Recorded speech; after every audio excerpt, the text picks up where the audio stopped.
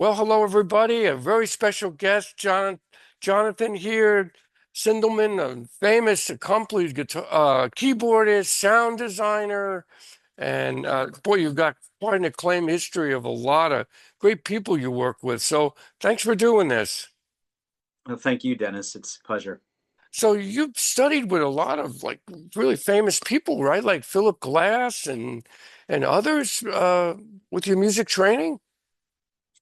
Yes, it was a great privilege because I didn't know at the time when I entered university that at the time that Right. the undergrad program was so well regarded at University of Oregon. Because Mm, as we're preparing for our path as we enter the world, right. I was looking at, like a lot of others. I was looking at East Coast schools, well-known schools like Berklee and New England Conservatory and Eastman, and was applying to all these schools. And then someone said, University of Oregon, they're top two in the nation for composition. I had no Ah. idea. Hmm.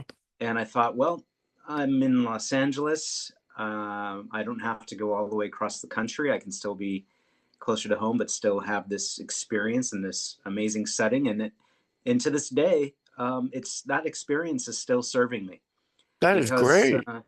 it provided so many avenues that I couldn't have otherwise anticipated, even just while attending, let alone the opportunities that came around it from Now, around it. before you started playing with these Brett Yes tributes and Keith Emerson, what were you doing? Like your own original band before this, or Yeah, um, it was kind of a lot of going back and forth between composing and then moonlighting in the jazz world, especially in the Northwest. 20 years between Oregon and Washington, and mm, I started to work also as a journalist. I was hosting a radio show mm, and would travel up to Seattle to cover events, including the Earshot Festival every year. And I just started making more connections and just fell in love with Seattle.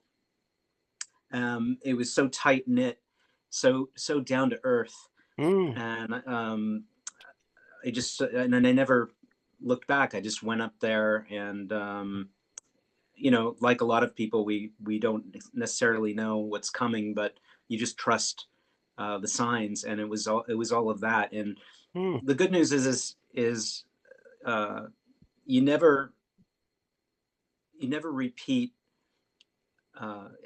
as we're creating in daily life. And we're I like to borrow from what someone like Pat Metheny says. He says, I'm always adding on to the house, Mm. no matter what is coming up. Nothing's excluded. You're always bringing your entire experience with you, and that's evidenced by all of these early stages I that continue know. to serve Great. the current the current story, Were page of the you story, there? Were rather. you there during the '90s when all that was happening? The Seattle sound and was really happening. I got up there more around 94, 95, and was starting to, well, by the time I was living up there, we were getting into 2000. Right. Um, but that was still alive and well at that Mm. time. I So, can imagine. and in terms of like areas that became very popular to live, where you saw the whole restaurant scene exploding or condos going in, and I was still in areas that were that retain that charm at the time. So uh, yeah, I have fond memories of those days, and also some of the venues that hosted. I can imagine. Now, were you doing studio work already at that time, Uh, in that period? I was going between studio work and playing gigs, but I also I had an accidental career in the wine industry. How about And, that? Huh. um, ended up falling into a situation where I was studying with a master sommelier, and again, never really anticipated that would become a career, but it enabled me to Mm. continue doing music and that, um, and be able to have some of the resources to get things together for what would be the next stage. But yeah, I was definitely spreading myself pretty thin at that time. And when you're in your 20s, I suppose Yeah, you got you energy to do it, yeah to do yeah everything you're like not that. necessarily thinking of where the ceiling and the floor are, but and music that can take you around the world. I've been very privileged to enjoy seeing the world, connecting with people, and some indirectly wine became a part of that as well. And I still have relationships to this day, so I might be playing somewhere in some part of the world, and I can write in some extra time. And so there's a wonderful there's a humanity about all of that stuff Yeah, that oh, I I agree. continue to celebrate. So Now, you still involved with the wine industry now? Or are you still, no, I still have some of those relationships, and that is I also something. have friends that I nerd out with, as they share discoveries that they're making, or vice versa. And but it's just for me, it's just integrated with everything else. That's So great. I'm not in the industry anymore. I've been full time with this since I guess 2014 now. Hmm. Now, you had a tribute, yes, tribute band, right? Parallels. Talk a little bit about that. Yes. So after a hiatus, when I decided to come back to music, um, this was about 2003. I decided I didn't want to focus on being composer at that moment. I didn't want to focus on myself. I thought, you know what? I want to get back to one sphere, or celebrate the legacy of music, and thinking of the generation that we are, to carry it forward. And I met a friend who was actually doing that and happened to live down the street from me. And I didn't drive at the time. Uh-huh. He Uh, showed up at my door, and we became the best of friends. His name's Alan Genitosio, mm, a very talented guitarist. And he had the spark of invention. He's that kind of guy that could walk down the beach and pick up a stone and turn it over, and, mm, and you see the light in his eyes. But he needs that missing link, is somebody who's going to help him execute on that goal, and mm, hold him to his promise, which he both loved and is grateful for. But also, I was like dragging him through it, and because the bar, I kept showing him, well, this is the bar, and it took about 30 people before we found the mm. right five, before we I ever can played a note on imagine. stage. Yeah. So, and he, this is before American Idol and all that stuff, where we see on YouTube or whatever, when you see these funny reels of people auditioning. Right. Uh, and I wish that we had documented all of the people that came through, Mm, because there was an innocence about it. There was a love for the music, but we would sometimes be cracking up, and it would just be the two of us again at the end of the day, and we would be sitting around, just the two of us eating dinner, and we'd laugh, and then he'd say, Jonathan, we're getting this thing together, and Alan White is going to he's going to come, he's going to hear this. And oh, okay. I didn't say, well, where did you get that idea? I just sort of Mm, got real quiet, you know. I said, okay, let's do it. And we just kept going, and that tenacity turned into something really special. And I didn't actually meet Alan at a gig, mm, as in we didn't become friends um, that way. I had met him prior, but we were actually on a boat in the middle of the Puget Sound on our way to the Salmon Islands. He was on his way to a celebrity golf tournament, and it ah, was the height of the summer. So the tour season was on. yeah. There were hundreds of cars, and his car was parked right in front of mine. Ah, that's something. And he was with his wife Gigi and his daughter Cassie, and we ended up uh, going on the boat and spending an hour and a half together. and a lot of crazy convergences started to avail themselves, including having the same birthday, and his kids went to the same tiny little private elementary Ah, school in San Fernando Valley that's been long gone as I did. And after a while, he just started looking at me as like, where the hell did you come from? oh, that's And something. then and about a year from that point, he'd already seen the band. He'd actually heard of Parallels. I was Hmm. surprised because we hadn't been playing that long in terms of being out there. And within a year of that, about he asked me to join his band, Oh, and because Jeff Downes was coming over from UK and they'd done an album with him on keyboards, and it just didn't make logistical sense. He wanted to do as much as he could with the local uh, musicians. So that just begat so many wonderful events, a lot of fundraising for music education. hmm. And Alan is so much to so many people in that community. So it was a great honor for me to both join with him, but to enjoy a long, fruitful path together. Oh, And he must have had some stories. I mean, going back to Toronto with John Lennon, that concert and recording with John Lennon and all those Yes records. What a yep, career. it is all of that. And I guess of many things to say, I'll just say this is that when you consider the landscape of what that music is, what Yes, all of the great groups of the Mm, time, uh, what Alan retained was all the sensibility and all of the spirit behind, or all the um, we'll just say the uh, motivation to create from the principle of all of what he experienced with John Lennon and right, George Harrison, and that never changed, even though he ended up in a band that changed the course of music and progressive rock and all of that. right. I loved seeing this other part of him that was always there, or if I was privileged to be with him during a recording session for Yes, I Mm, just see him with his producer hat on, and it was as if he was just sitting there, like more like a satellite beetle or something. mm, Just his way of going about it.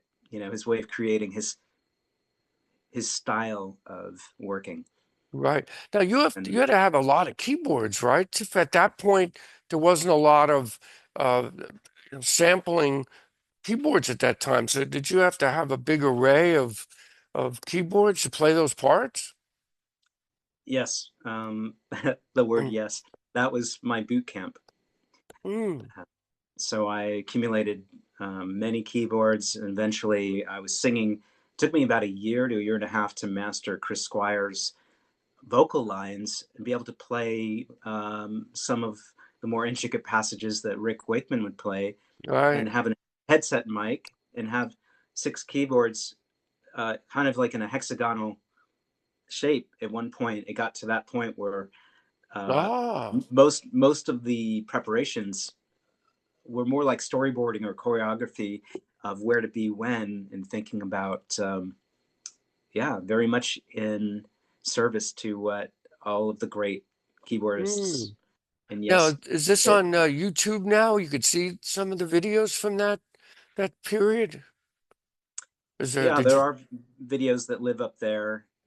I Mm, believe that there's a Parallels music of Yes YouTube channel that still okay. floats out there, and I'm surprised that all these years later, because we haven't played since 2009, I think, Mm, or no, actually 2010, we played at Rosfest as mm, part of Randy George's project Ajalon, which you may know about. That uh, Randy's very much uh, established in progressive rock and with Neil Morse band, mm. and we came to Rosfest um, to represent Ajalon, but there was a connection that a lot of people who came knew about already, because Ajalon had been signed to Rick Wakeman's label, Hope Records, Oh, okay. and Rick had a number of cameos on Hmm. the Agilon records, and so the one that we were supporting was the first one I had played on, Hmm. and we played all original music. But at the end of the set, we played "Awaken," and it really was a love letter back to Yes, and all of the sound and production was there in full wingspan, and Hmm. very memorable. You can go and see the video, uh, and see both the audience response and Hmm. also the projections. All this original art on the Oh. screen was Huh. created by Rob Engels, which I'll give you his information Okay. later. A lifelong Yes fan, going back to the Toronto to the Hmm. late '60s. Hmm. So he's a very gifted fellow. So he was like a satellite member of the band, and it was all his Oh. original projections. See, And that's what's great. You could add projections to the show. I mean, yeah, that adds such an extra element to the whole thing. I remember seeing the musical Box doing The Lamb Lies Down on Broadway, and they had the original slides to the show that Genesis gave them. So that really adds extraordinary. another dimension to that. Absolutely, absolutely. It was wonderful, um, to given the resources at the time that we could do that, and that there were a few gigs he did with us where we were in a venue that had a screen, Hmm. the width of the stage. So he did his due diligence to try to get the images, pre-production, to get the images to actually fit that format, Hmm. and pulled it off. So since And we're talking about progressive music, progressive rock, we can't neglect Keith Emerson, the one and only. I mean, that's amazing that you got to did you work with Keith on a tour or was it we had, the two of us had a short-lived period that was birthed from a gig that I had played with his longtime associate Marc Bonilla. And it was surreal because I was invited to play what was going to be an evening of highlights of progressive rock, okay? and the centerpiece to that was Tarkus. Oh, of course. Love So it. I ended up playing the whole of Tarkus with Keith's band. So it was, the Keith Emerson Band that you see, the record from around 2007, 2008. Right. So that was Mark and Travis Davis. Hmm. We had Joe Travers on drums, and Keith Emerson was there watching the gig. He just came down with Mari and a lot of mutual friends, and it became a very intimate affair. And I had no possible way to absorb uh, the gravity of that he was even there. Um, but we did this, Hmm. and he and I ended up spending hours together after. I think we were sitting together until 3:30 in the morning, and it was a very stormy night. I think everyone had to canoe their way home that night. Oh, wow. It was a very memorable evening, and he also came up and played uh, on the Moog, and it was really difficult not to uh, totally gush, totally Yeah. just come apart with joy, um, I that felt he was so felt so involved. yeah, I felt so bad he got that disease with his hands, you know. It was so sad Yeah, to watch some of the videos towards the end. It's what a tragedy. it was because we were getting ready to go to Japan, and Hmm. because of his disease, focal dystonia, he wasn't sure from one week to the next what he would be able to play and what he wouldn't play. Hmm. So they gave me the full list, Hmm. and we had the tour booked with Billboard Live, Tokyo, Osaka, and And I was like living like a monk for 3 weeks because I didn't know which parts I would be assigned yet. So Okay. I had to review all of the material Mm. from multiple sets, Wow. and then unfortunately, uh, this call came Mm. before it hit the news that he was gone. Mark had called me, and there's no way to put words to what that No, was it's like. a tragedy. Oh. But to have been a part of the band and to have been connected with Keith and to have been trusted Mm. with that was an honor that I'll carry with me the rest of my life. And Mark and I still get together with members of the group and in various configurations to continue Mm. to honor his legacy. And we had the uh, memorial concert, the official tribute to Keith at the El Rey that later in that year in Mm. 2016, which became a beautiful film in a box set, or I guess a multi-disc set, Right. with 31 musicians who all gave their time Mm. selflessly. We all spent a week together. Oh, So wow. it was like you were going to camp, and by the time the week was over, rather than you're getting ready and rehearsing and then you do the gig, it was like we got to this point where everybody was at altitude, and then we just passed through Oh, wow. the gig. Right. I don't think I ever felt there was a beginning or an ending to it. And anyway, it was all out of love, and it was for the right reasons. It was all of Keith's friends, Mm.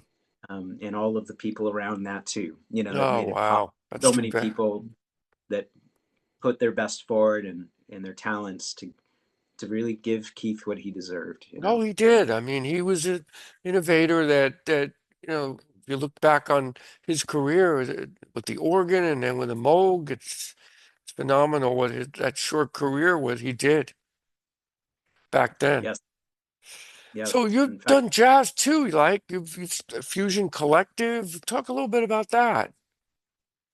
yeah. Well, it's a lot of different strains of that. Mm. There was a few projects. There was one that I had called Turn on Red, Mm. uh, and that's how I met Mike Keneally. Oh, he's a Uh, great player.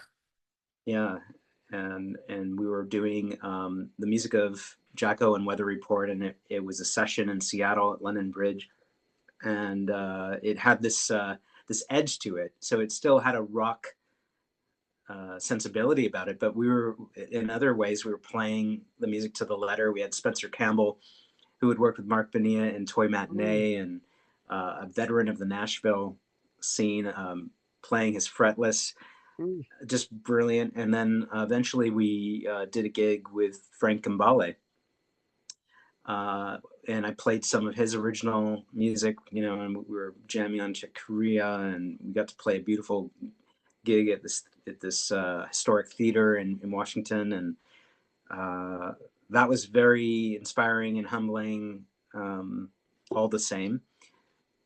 And yeah, never really stopped in terms of jazz as a certainly it's a language, but also uh, it breaks down all barriers. That's It's a true. unique part of our history in this country, and there's a social statement behind it whenever musicians come together to play it. And that's what I love the most, is the feeling of taking risks.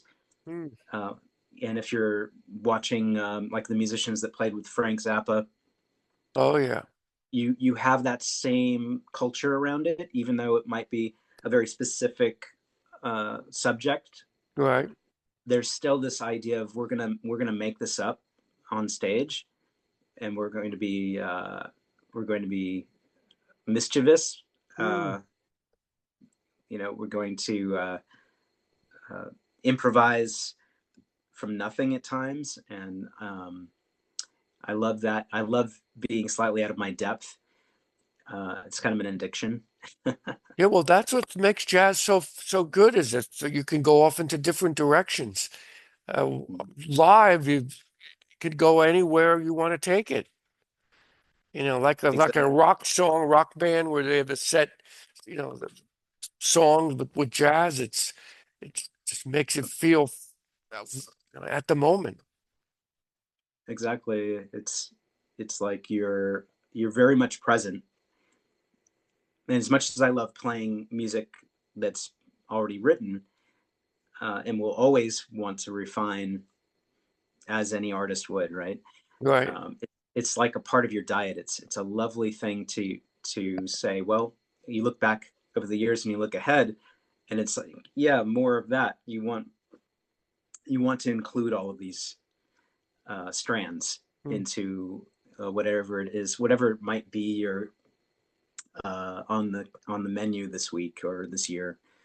Uh, so I So try my best anyway, not to leave out both sides. now you keep a smaller rig for that, like just a couple keyboards and maybe for the jazz type of shows. Yeah, ideally a piano. I love any gig where I can just show up and there's a piano there. But Mm. recently I've been, well, actually for many years I've been working with Arturia, Mm. and uh, and Sean Weitzman, who's been integral to the company for many years.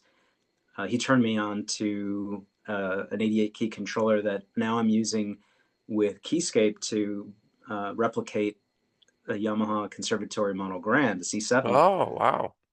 which, Mm. you'll never replace Yeah. the real thing. But I played Yamaha all my life since I was, you know, very, very little. And this is so gratifying to think, well, I could just turn up to a small club, or I could be on a very large stage, Mm. and modify that and the conditions by which I'll deliver the sound to an engineer. And that's very gratifying to know that you can get it to talk and you can get it to breathe in a way that brings you closer than ever before. So yeah, it's nice to have those options. Well, I wanted to talk about the Magic Band with uh, Captain Beefheart, because I had the privilege of speaking with three of the members from that era, especially John French was really so moving. So talk about that a little bit, how you got involved with that. Yeah, that's a very amazing and wonderful chapter, the way that came about. I had moved back to LA from Seattle in 2014, and in that short time, uh, we were talking about Keith Emerson, Frank Zappa. A lot of amazing things started happening very quickly. And one of the first people I met when I came back, I sparked a friendship with Max Kuttner, Mm. who was involved in numerous projects, including the Grandmothers of Invention. Mm. And he'd already done, I think, 2 or 3 tours with John French with the Magic Band, and I think including Zappa now by that time.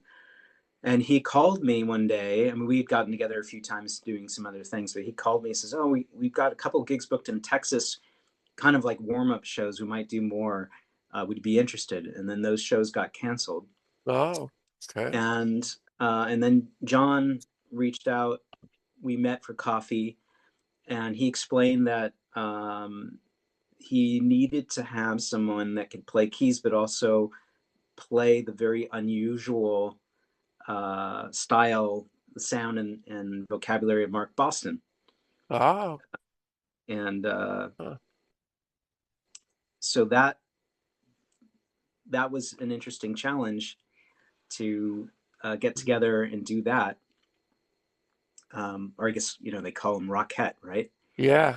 Um, so we hit it off immediately, and I ended up getting together with Max and then Eric Clerks, a multi instrumentalist, brilliant guitarist and bassist as Mm. well, uh, who had been with John since I think 2000.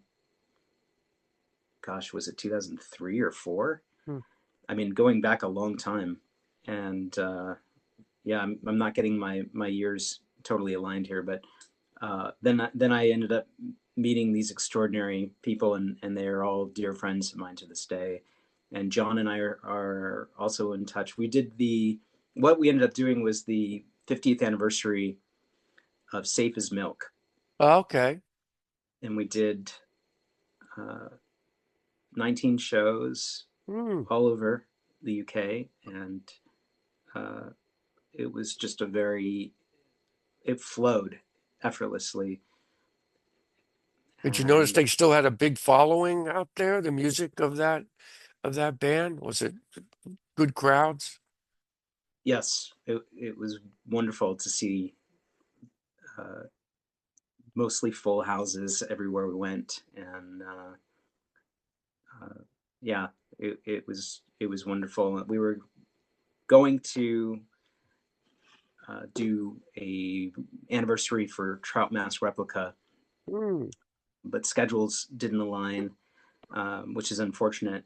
But to have ended on a high note, to have been part of that last chapter, and we had a really really memorable gig with an expanded horn section and three vocalists at the Liverpool Philharmonic Hall, which, Oh, okay.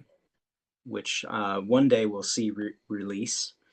Um, that's another great highlight. I can imagine. John was such a great guest on the show. He was so down to earth and really had some great stories. And Absolutely. and his biography is 600 pages. It's amazing. Yes, yes, and another multi-talent. Um, Oh yeah, I agree. he's very articulate, Yep. and yeah, and a Uh, Libra too. Oh, okay. I only say that I laugh. I couldn't resist because I have so many Libras in my life. Hmm.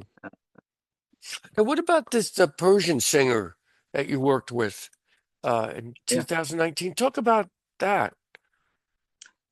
yeah. That from 2019 until last year, about not quite yeah, I guess it was May of last year.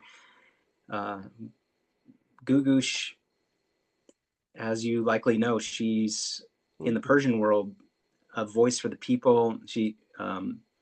If you think of Judy Garland or Barbara Streisand, you think of these um, figures that came in very young and were, you know, doing movies and dance, and then suddenly they're working with the Burt Bacharachs of the world and Yeah. uh, Mancini, that kind of level.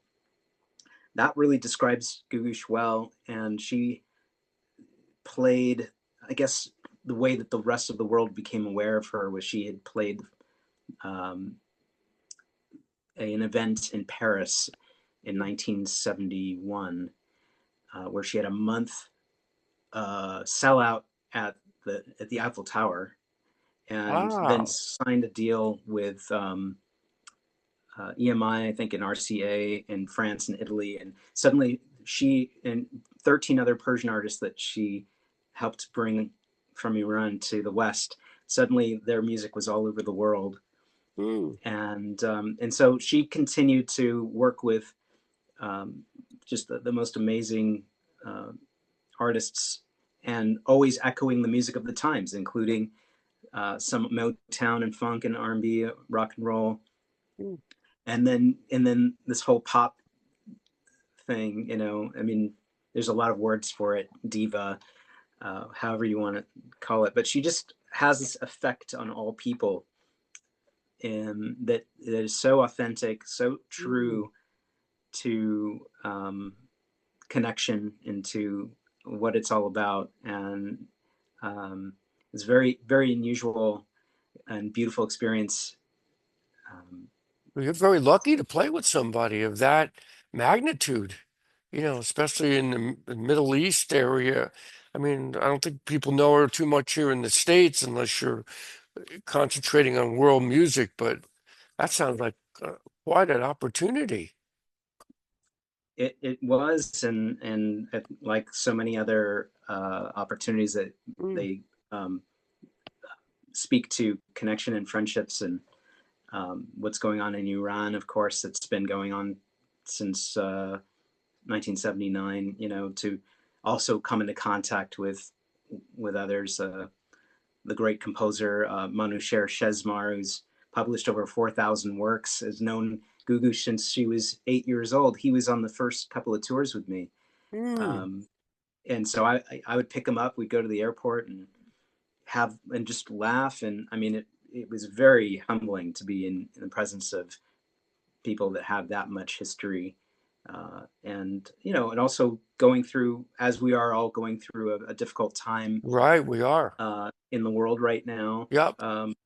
The probably the number one thing, if I was to choose one takeaway, is that like Peter Gabriel would bring in musicians from around the world and invite that, and all the barriers would come down. Well, the band that I became a part of with Googoosh was 7 nationalities.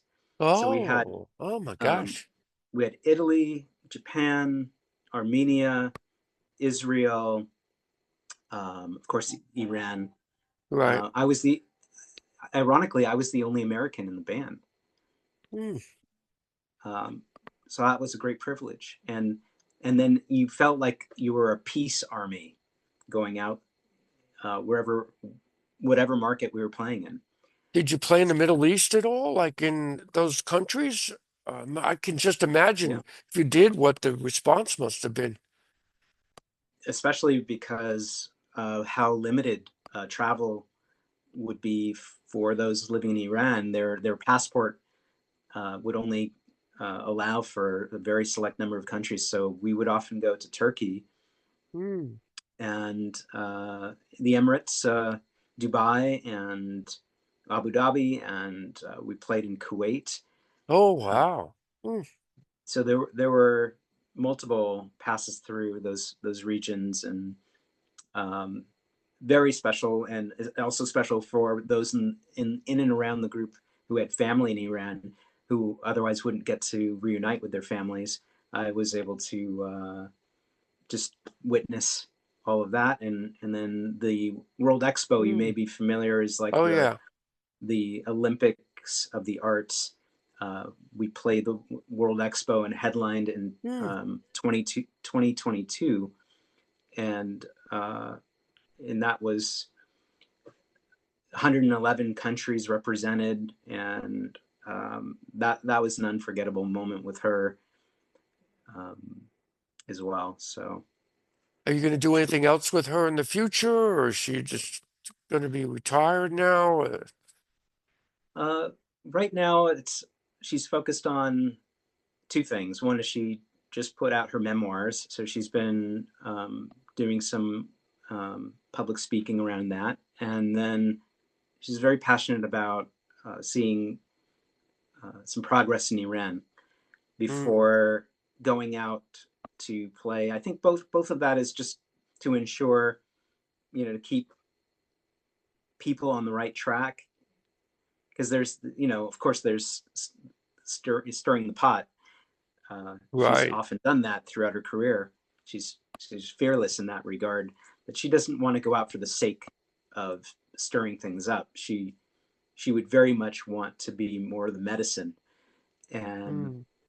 she's not going to hide herself. She's written open letters to officials, both here stateside and elsewhere. She's not shy about her opinions, but she wants to go out when there's really solid path, and we hope for Mm. the Iranian people Right. to That's the key.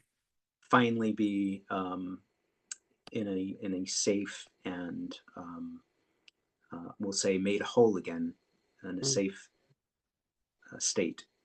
So recently, what have you been working on? Is there new projects coming up? If uh, still doing jazz? Talk a little bit about that.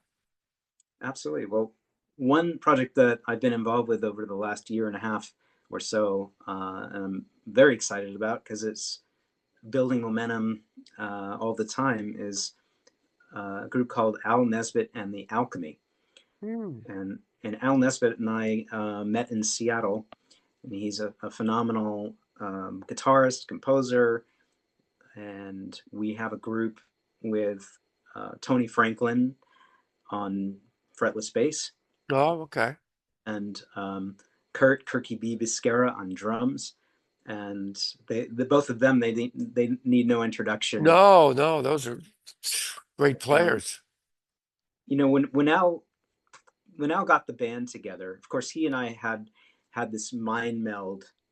Not that we're Pat Metheny and Lyle Mays, but we have a similar dynamic.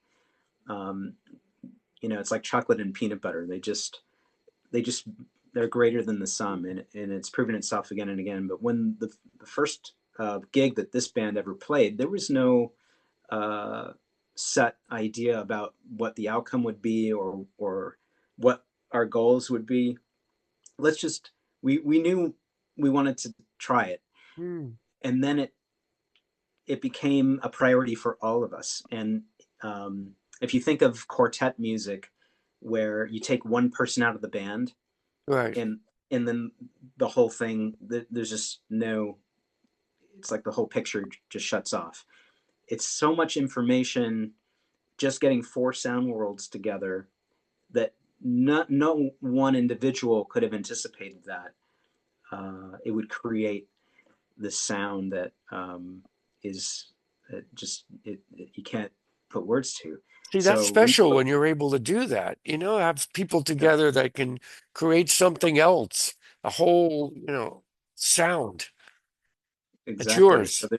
So there's a live EP that actually came out of that first gig, live Hmm. in Seattle, Okay.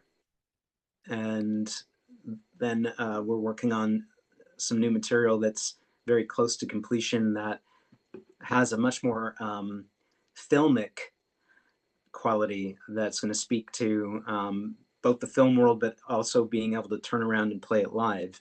Hmm. So multimedia, um, and likely will be active. Just I should say, just as likely active in the film community in that form. But the beauty is like the bands of from a previous generation, like the Tangerine Dream, Right, right. we'll be able to take that and deliver uh, the same package, we'll say. Well, I want to see you guys. Are you going to be playing on the East Coast at all in this Um, year? I don't know if we will this year, because we are playing actually a Seattle show at the Triple Door on May 30th, Okay. uh, which is wonderful. That's my favorite venue in Seattle. Um, and the remainder of the year will be likely showcases where we're playing in environments where there's film and lighting and the music, sort of like, we'll just say, like venues that are more intimate, that can facilitate that experience. And then of course that'll be the seeds that will become the seed for production Hmm. for our shows later. So we're kind of developing that now. Now, who puts So out your music? You have a independent label or is it a major label? I know there's not many left, but yeah, right now it's independent, and we have our publishing, um, and then as it comes to areas like cues or sync licensing, it'll take on its own form with companies that way. But it'll essentially, going forward, I think it will continue to be Al's label. are you continuing to do recording session work in between this or sound design? What do you do outside of this band? Well, I'm doing quite a bit of arranging work and Hmm. sound design, yes, and also uh, I come back every year, 2 3 times a year, with uh, a band that plays the music of Frank Zappa, Oh, the Furious okay. Bongos. So we'll be going out soon in May, and most often we're out with Chad Wackerman on drums, Oh, he's uh, amazing. and this May we'll be.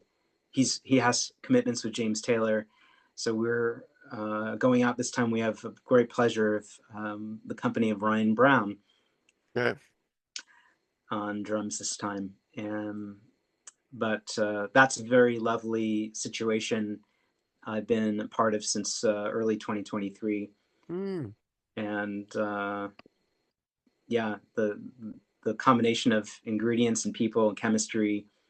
Some of those associations on the East Coast go back 30 plus years, so it's a great privilege once again, for me to have found a home in Mm. that group, and playing Frank's music is simply the greatest joy. Oh, I can Uh, imagine. So difficult, but so yeah, unique. truly, yeah. Um, so it continues to be, and then there's another group that is out there named Control Z, Okay. uh, and we have a few videos out, including on Drum Channel. You can find a video of us playing a medley of UK music.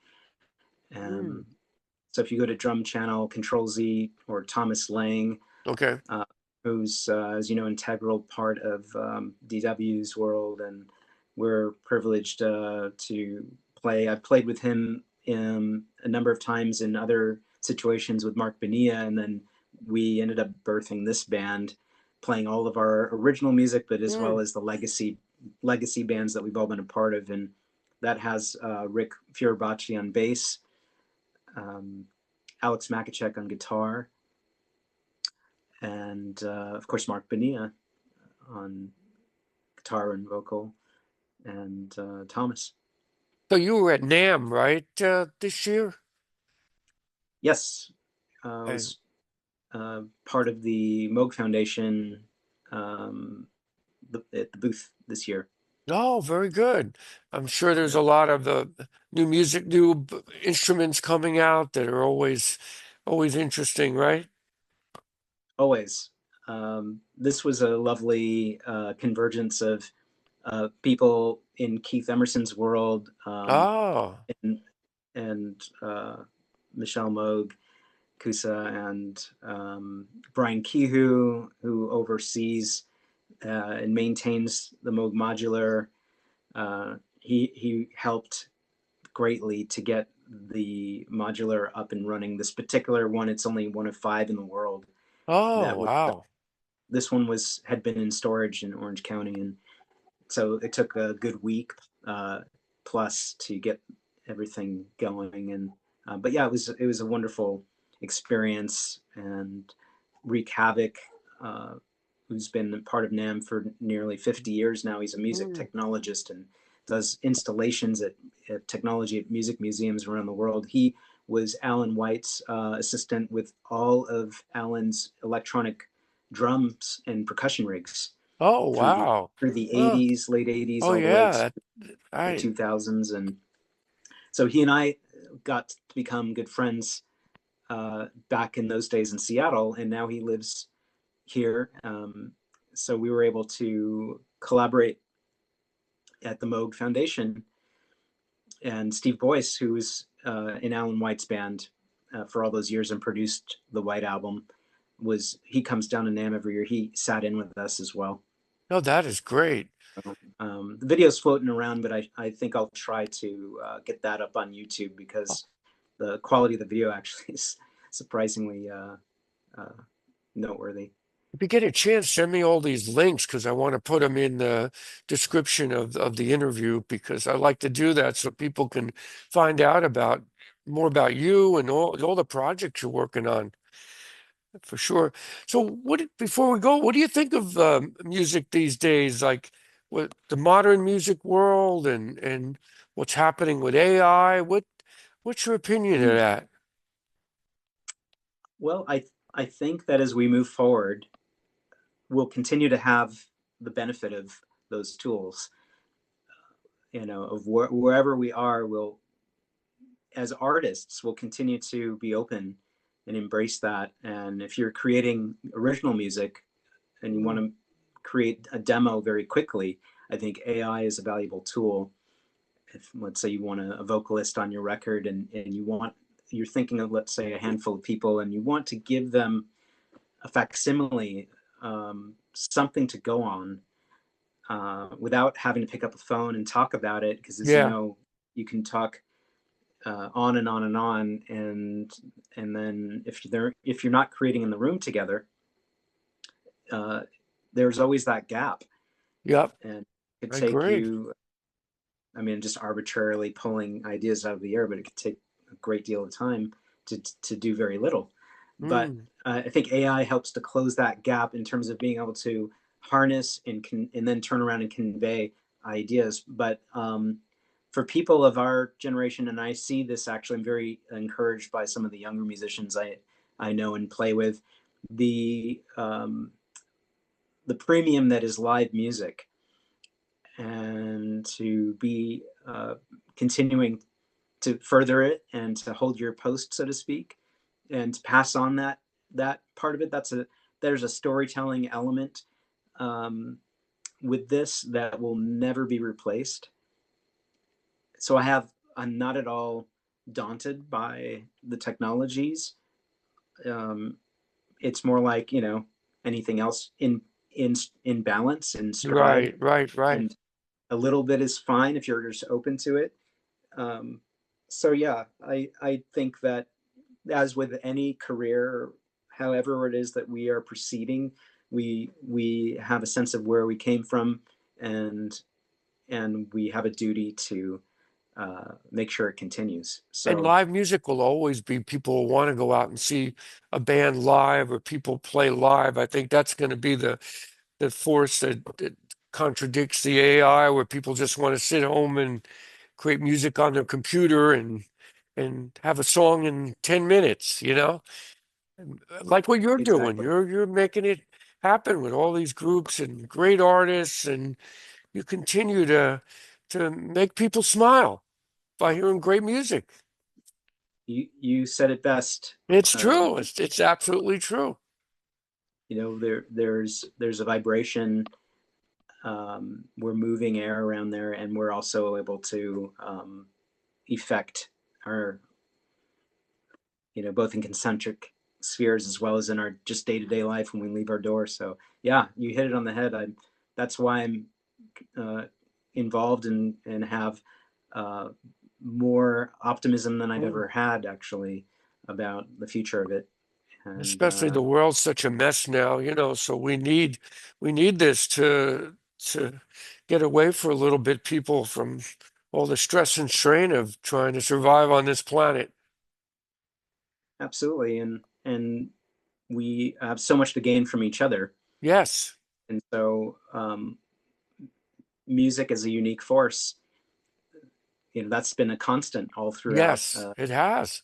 and now with uh, every situation that we are presented with, and every connection we make every time we pick up a phone, I think we can all say in our own way that it is felt more directly now than ever.